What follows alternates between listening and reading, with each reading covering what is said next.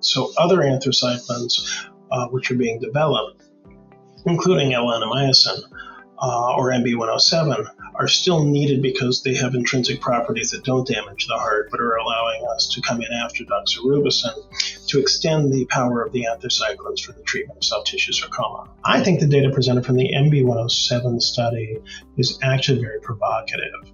This was a dose escalation study where we took patients from 210 up to now 330 milligrams per meter squared of Annamycin or MB107. And what that actually did establish was a recommended phase 2 or phase 3 dose. Welcome back, and thank you for joining us for another Virtual Investor What This Means segment. Today we are featuring Moleculin Biotech. My name is Janine Thomas. I am CEO of JTCIR, and I will be the moderator for today's segment. I am very pleased to be joined by Dr. Brian Van Tine. He is Professor of Medicine at Washington University School of Medicine. Welcome, Dr. Van Tine. Thank you so much for having me. Before we get started, I just want to remind our audience that Moleculin is publicly listed on NASDAQ and trades under the ticker MBRX. And during today's discussion, the company will be making forward-looking statements, and I encourage you to view the company's latest SEC filings on their website for the latest information. All right, Dr. Van Tine, we are going to dive right in. Thank you again for joining us for this segment. Can you provide a brief summary of your background for our audience? Hello, everybody. My name is Brian Van Tine. I am a professor of medicine and pediatrics at Washington University in St. Louis at the Simon Cancer Center. I'm a medical oncologist by training, and I lead not only our sarcoma program, but actually I'm the phase 1 director at Washington University. Thanks for that, Dr. Van Tine. So Moleculin recently reported top-line results from its phase 1b/2 study of MB107 for the treatment of soft tissue sarcoma lung metastases. It would be great if you could start with an overview of STS. Soft tissue sarcoma is a rare disease of soft tissue tumors that can be divided up into at least 100 separate subtypes with actually subtypes within the subtypes. So this is a molecular heterogeneous group of tumors. But if we go back to the 1970s, one of the most active agents that was ever described was doxorubicin. This led to a regimen most oncologists know, which is Annamycin with ifosfamide, which is a standard of care used at many institutions for the upfront treatment of soft tissue sarcomas. As trials went on later on in history, we found out that you could use both Annamycin and ifosfamide sequentially and get the same overall survival. One of the problems with doxorubicin is that there is a dose-dependent cardiotoxicity that comes with this agent, which in some institutions and in some practices has limited its use to about 4 to 6 cycles of doxorubicin before it isn't used anymore. There are other practices where this is extended. Uses of agents such as dextrosoxane or infusional doxorubicin has allowed patients to push this dose, and this was done early on because we didn't have any other agents. But as the landscape in the treatment of soft tissue sarcoma has gotten more complex, we still have one of the most active agents being in the class of anthracyclines, but we need anthracyclines where we don't have to worry about cardiotoxicity, and even while we have Doxil, it has its own intrinsic problems.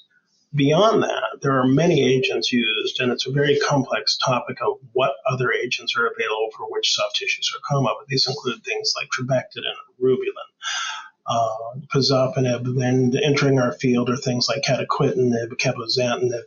And, in recent development, we have the arrival of ADCs, and for things like synovial sarcoma, we have afami-cel, which is a T-cell therapy.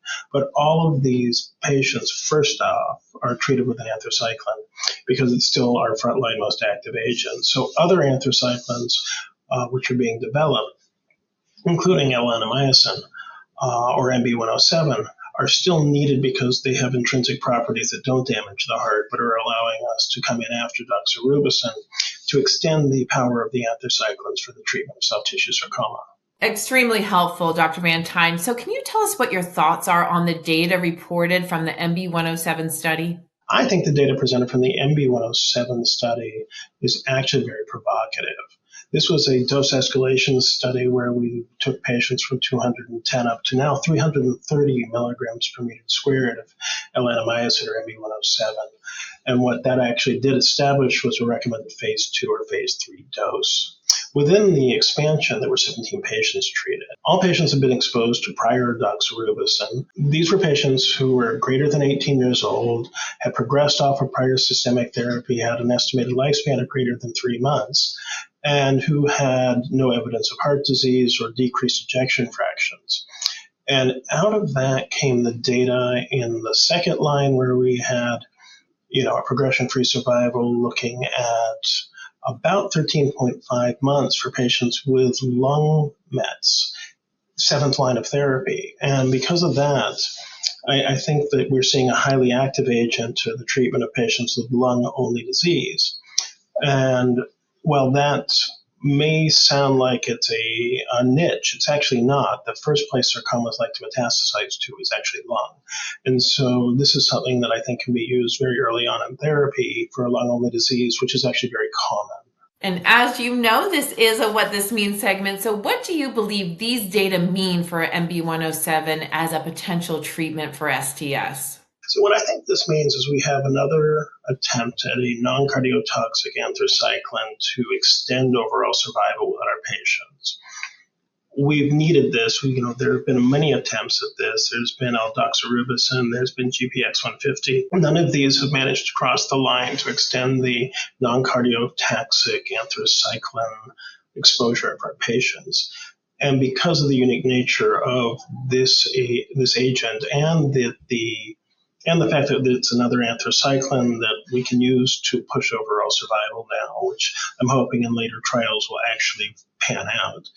This really is an agent that I think has a lot of utility, especially early on when lung-only disease is present. Because, I've been involved in many trials in my career trying to extend anthracyclines because they are still probably the most active class of agents for the treatment of soft tissue sarcoma. Dr. Van Tine, definitely appreciate your insight here and for joining us. And with that, this concludes the Moleculin Biotech What This Means segment. I'd like to thank Dr. Van Tine for joining us today, and I'd also like to thank our audience for your time and attention.